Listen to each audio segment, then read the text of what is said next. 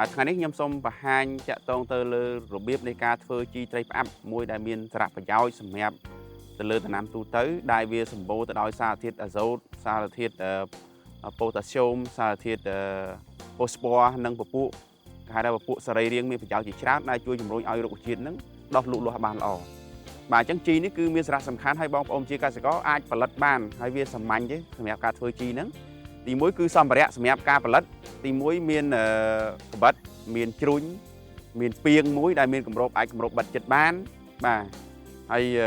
នឹងស្បៃបាទអញ្ចឹងគឺជាសម្ភារៈនៃការផលិតអញ្ចឹងរបៀបនៃការផលិតគឺបងប្អូនទី1គឺយើងអាចរកប្រភេទត្រីដែលអត់សកាឬក៏បើសិនមកយើងរកត្រីអត់សកាបានទេយើងយកត្រីសកាដែលយើងអាចមានត្រីសកាតូចអីមុំប៉ុន្តែមិនយកត្រីស្អុយទេគឺត្រីស្រស់បើយើងចង់ផលិតជីនឹង10គីឡូគឺយើងយកត្រីនឹងចំនួន10គីឡូយកមកធ្វើវះពោះឲ្យស្អាតមកឬក៏មិនបាច់វះពោះក៏បានយើងក៏ច្រាំវាតែម្ដងឲ្យខ្លីៗតូចទៅហើយ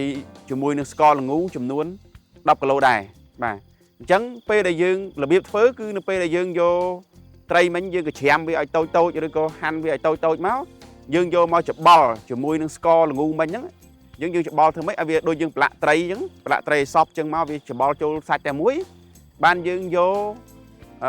លបាយមិញហ្នឹងគឺយកទៅដាក់ក្នុងពា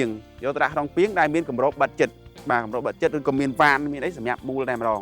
អញ្ចឹងនៅពេលហ្នឹងគឺយើងទុករក្សាវារយៈពេល15ថ្ងៃអញ្ចឹងរយៈពេល15ថ្ងៃហ្នឹងគឺក្នុងចន្លោះរយៈពេល15ថ្ងៃគឺ2ឬ3ថ្ងៃយើងបើកគម្របម្ដងដើម្បីកូរវាឲ្យវាឆាប់កាច់បាទអញ្ចឹងយើងធ្វើអញ្ចឹងរហូតដល់ថ្ងៃទី15បានន័យថាជីហ្នឹងគឺកើតជាជីដែលយើងអាចយកមកប្រើប្រាស់បានហើយអញ្ចឹងពេលហ្នឹងគឺយើងចាប់ផ្ដើមច្រោះវាបាទច្រោះយកតែទឹកទេហើយកាកវាយើងយកទៅដាក់នៅធ្វើជាជីកំប៉ុស្តឬក៏ដាក់កន្លែងគល់ដំណាំផ្សេងអាចយកទៅប្រើប្រាស់បានអញ្ចឹងរបៀបនៃការប្រើប្រាស់ជីហ្នឹងទី1គឺយើងអាចដាក់ទឹកមេជីមិញ1លីត្រលាយជាមួយនឹងទឹកធម្មតាចំនួន500ទៅ1000លីត្រសម្រាប់ការយកប្រើប្រាស់ទៅលើដំណាំបន្លែផ្លឹកស្លឹកឬក៏បន្លែផ្លែឬក៏ដំណាំផ្សេងទៀតដែលអាចធ្វើឲ្យដំណាំហ្នឹងគឺលូតលាស់បានល្អបាទសូមអរគុណ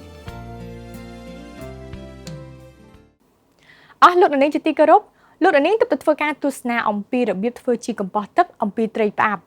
ជាបន្តទៅទៀតនេះនាងខ្ញុំសូមគោរពអញ្ជើញអស់លោកនាងបន្តទស្សនាកម្មវិធីដែលមានជាបន្តបន្ទាប់ដូចតទៅ